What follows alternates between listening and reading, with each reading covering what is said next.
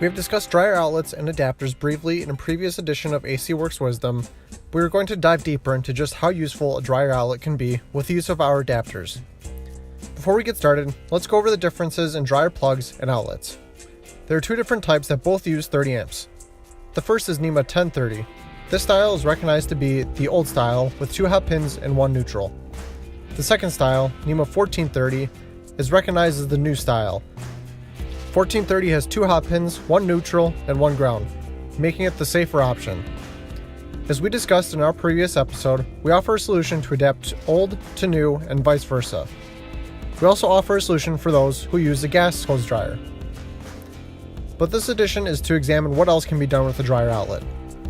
One use growing in popularity is for EV charging. With EV 1030 MS or EV 1430 MS, you can charge your Tesla using either style of dryer outlet. Just always remember to set your charging limit to 24 amps. We have heard that 2018 Tesla models can auto set their charging limit, but it is always a good idea to double check that it is indeed set to 24 amps. If you are a welder, you can adapt either a 650 welder plug or 1050 welder plug to both types of dryer outlets. These adapters are WD-1430-1050, WD-1030-650, and WD-1430-650. There are also other EVs currently out there that use a NEMA 650P plug.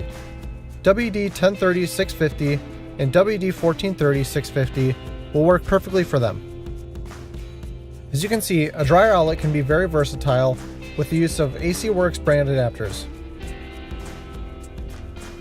Please check out our website to read informative blogs about similar topics and to see our various adapters and cords for your power solution needs. Check us out on Facebook, Pinterest, and Instagram. Give us a like and subscribe to our YouTube channel to see more videos just like this one. Shoot us an email if there's a topic you'd like to see us cover. Thank you for watching.